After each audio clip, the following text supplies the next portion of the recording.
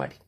ಜುಂಜಪ್ಪ ದನ ಕಾಯ್ತಿದ್ದ ಅನ್ನಲ್ಲ, ಆ ಸಂದರ್ಭದಲ್ಲಿ 7 ವರ್ಷ ಗೊಡ್ಗಾಲ ಬಂತು, ಅಂದರೆ ಬರಗಾಲ ಬಂತು. ದನಗಳಿಗೆ ಹುಲ್ಲು ನೀರಿಗೆ ವಿಪರೀತ ಬಂಡಾಟ ಆಯಿತು. ದನಗಳು ದಿನಗಟ್ಟಲೆ ಹುಲ್ಲು ನೀರು ಇಲ್ಲದೆ ಉಪವಾಸ ಇರುವ ಪರಿಸ್ಥಿತಿ ಬಂತು. ದನಗಳಲ್ಲಿ ತೊಗಲು ಎಂಕೆ ಮಾತ್ರ ಕಾಣ್ತಿದ್ವು. ತಮ್ಮ ಪ್ರೀತಿಯ ಅಕ್ಕರೆಯ ದನಗಳಿಗೆ ಇಂತಹ ಪರಿಸ್ಥಿತಿ ಬಂದಿದ್ದನ್ನು ಕಂಡು ಸ್ವತಃ ಜುಂಜಪ್ಪನಿಗೆ ತಮ್ಮಗಳಾದ ಮಾರಣ್ಣ ಮೈಲಣ್ಣನಿಗೆ ಕಣ್ಣೀರು ಬಂದವು. ಆಗ ಜುಂಜಪ್ಪ ತಮ್ಮಗಳಾದ ಮಾರಣ್ಣ ಮೈಲಣ್ಣನ ಕರೆದು, ದನಗಳ ಕಡೆ ಜೋಪಾನ, ಹದ್ದು ಕಾಗೆ ಮುಟ್ಸಿರ, ನಾಯಿನರಿ ಮುಟ್ಸಿರ ಅಂತ ಹೇಳಿ ಹುಲ್ಲು ನೀರು ಹುಡುಕೊಂಡು ಹೊರಟ. ಜುಂಜಪ್ಪ ದಿಕ್ಕು ದೇಶಾಂತರ ತಿರುಗಿ ನೋಡಿದ್ರು, ಎಲ್ಲೆಲ್ಲೂ ಮಳೆ ಇಲ್ಲದೆ ಹುಲ್ಕಡ್ಡಿ ಅನ್ನೋದು ನೋಡ್ಲಿಕ್ಕೂ ಸಿಗಲಿಲ್ಲ. ಕೊನೆಗೆ ಒಂದು ಗುಡ್ಡ ಹತ್ತಿ ನೋಡಿದಾಗ ಚೇಳೂರು ಪ್ರಾಂತ್ಯದಲ್ಲಿ, ಅಂದರೆ ಚೇಳೂರು ದೊರೆ ರಂಗಪ್ಪನ ಕಾವಲಿನಲ್ಲಿ ಹುಲ್ಲು, ಕೆರೆಯಲ್ಲಿ ನೀರು ಕಂಡವು. ಜುಂಜಪ್ಪನಿಗೆ ಖುಷಿಯಾಗಿ ಆ ಕಾವಲ ಹತ್ರ ಹೋದರೆ ಚೇಳೂರು ರಂಗಪ್ಪ ಕಾವಲಿಗೆ ಉಕ್ಕಿನ ಬೇಲಿ ಹಾಕಿಸಿ ಸುತ್ತ ಹಗಲು ರಾತ್ರಿ ಕಾಯೋಕ್ಕೆ ಕಾವಲುಗಾರರನ್ನು ಇಟ್ಟಿದ್ದ. ಜುಂಜಪ್ಪ ಆ ಕಾವಲುಗಾರರ ಹತ್ರ ಹೋಗಿ ಅವರನ್ನ ವಿಶ್ವಾಸಕ್ಕೆ ತೆಗೆದುಕೊಂಡು ಅವರೊಬ್ಬೊಬ್ಬರಿಗೂ ಒಂದೊಂದು ಇಡೀ ಒನ್ ಕೊಟ್ಟ. ಆ ಕಾವಲುಗಾರರು ತಮ್ಮ ಜೀವಮಾನದಲ್ಲಿ ಅಷ್ಟೊಂದು ಒನ್ನನ್ನು ಎಂದೂ ಕಂಡರಿಯದಿದ್ದರಿಂದ ಬಹಳ ಖುಷಿಯಾದರು. ಆಗ ಕಾವಲುಗಾರರು ಜುಂಜಪ್ಪನಿಗೆ ನಿನ್ನ ಮೂಲಾಧಾರ ಯಾವುದು ಅಂತ ಕೇಳಿದರು. ಆಗ ಜುಂಜಪ್ಪ ಎಲ್ಲಿ ಹುಲ್ಲು ನೀರು ಹೋಯಿತೋ ಅದೇ ನನ್ನ ಮನೆ ಊರು ಅಂದ.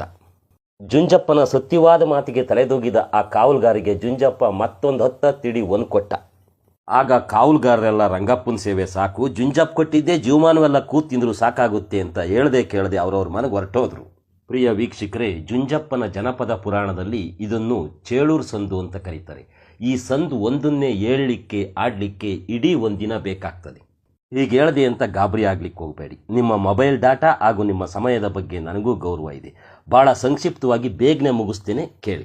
ಜುಂಜಪ್ಪ ಬಡತನದಲ್ಲಿ ಹುಟ್ಟಿದ್ರೂ ಕೂಡ ತನ್ನ ವಯಸ್ಸಿಗೆ ಮೀರಿ ಲಕ್ಷಾಂತರ ದನಗಳ ಒಡೆಯನಾದ್ದರಿಂದ ಸ್ವತಃ ಅವರ ಸೋದರ ಮಾವಂದಿರು ಹಾಗೂ ಅನೇಕ ಶತ್ರುಗಳ ಉಪಟಳಕ್ಕೆ ಕಾರಣವಾಗಿತ್ತು.